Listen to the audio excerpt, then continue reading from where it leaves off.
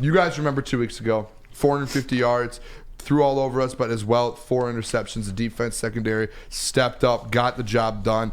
I think the only concern, at least to me, at the end of the day, is just Justin Jefferson.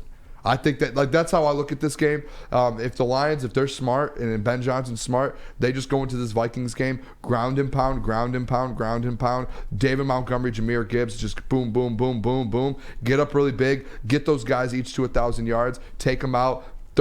Half of third quarter, fourth quarter, rest everyone else, put Teddy 2 gloves in, move on. That's how I'm looking at this game. Perfect scenario, perfect world. That's how it works out to me. As you get Sam Laporta, let him break this. I think he has like a couple catches to break the Lions record. I think he would have like every Lions tight end record, not just rookie, but like actual tight end. Yeah, all time. Yeah, I think he gets everything. So let him break the record. Let the running backs go do their thing. Because if you're ground and pound, you're going to win this game.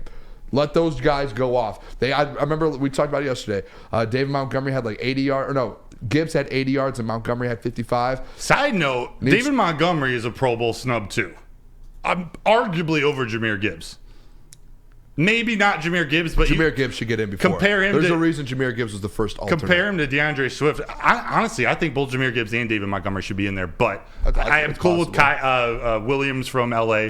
But DeAndre Swift, man, David Montgomery's stats are right there with 3 less games played and like 7 more touchdowns. It's wild. Anyways, sorry to David. No, you're good. I want to get kind of your initial thoughts on this game. That's kind of my first one is just contain Justin Jefferson and dominate in the run game. You just have to be ready. These guys need to be ready on Sunday. You can't lay an egg. Vikings are coming in. They're fighting for a wild card spot. Yeah. So you're not going to be able to just come in. Oh, we're in the playoffs. Blah blah blah. Like, oh, maybe we can go rest. All that. You come in ready to go.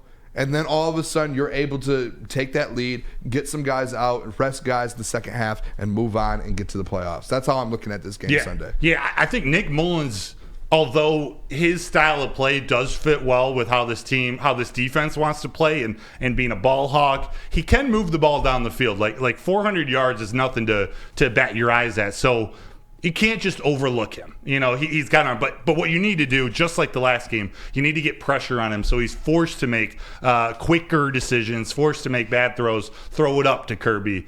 CD Deuce, Ife Melifonwu. He's nothing to look at, but you're right. They got to take control of the game early. Start handing the rock off to those 2 guys to get their awards. Ben Johnson actually talked about it today, being on in previous coaching jobs where they have the coaching staff has decided to or made a conscious effort to get guys their milestones or you know, like we're talking about, Jahmyr Gibbs and David Montgomery have a couple yards apiece each to get to 2,000 or to get to 1,000 each. Laporta's got a few. I think in the back of his mind, they're going to try that, especially because it fits the game plan of running the ball, of using Sam Laporta over the middle. What you don't want is Danielle Hunter to get to get at Jared Goff. Like this is, you want to escape with no injuries to your offensive line into Jared Goff.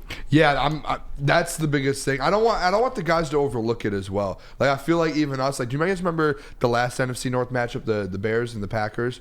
Like it felt like we were all overlooking as a fan base and as like people here that we break the game down. It felt like even myself kind of overlooking the NFC North. Like, oh, go undefeated in the NFC North this year. You lost 1 game last year, and then those final 2, the Bears and the Packers game, you dropped both of them, and it felt like it was an overlook. So this is like a game where, yes, I would love to see the guys rest in the second half, but you cannot overlook it, and you have to win the game first. 2 seeded. It is still Pete, you weren't here yesterday for me to say this. Yeah. 2 seed, I think, is like a 1% chance. If you play guys, there is more than a 1% chance that a guy's going to get hurt. So that's where my worry is. I don't want you don't want to be in Miami's position. No, and I said this yesterday, Pete. So I was like, how many games this year has the Detroit Lions played and a guy hasn't gotten hurt? Every single game, someone's gotten hurt. And don't curse it. No, I won't. But it's happened every game, though. That's just. It's not even just like the Lions. It is every NFL game. There's a stoppage for injury. Guys get hurt. So that's where it's like, hey, all right, what are we going to do? Are we going to play these guys fully? Like, what are we doing? Because you have to have a game plan. There has to be a balance. What are your guys' thoughts, though, Nick? Yeah, I kind of touched on it a little bit yesterday. The Cardinals were 11.5-point road dogs against the Eagles, and they won. So it's like nothing can, like, never say never in the NFL. I could see the Cowboys choking. The Cowboys do choke. We all know this. Yes, they do. The Cowboys love to choke. I could see it's a division game, And the Commanders, I know they don't have anything to play for here, but either did the Houston Texans last year when they choked the number 1 pick in Week 18. That happened. So anything can happen in the NFL. Take care of business, defend the den, win at home. Get it done by the end of the third quarter. I didn't know where I was going to go with that one, but that's where I'm at with it. Get it done by the end of the third. Love it. Pete, do you have anything on this Vikings game for initial just kind of reactions going into it? The meatloaf. Yes, absolutely, Broder.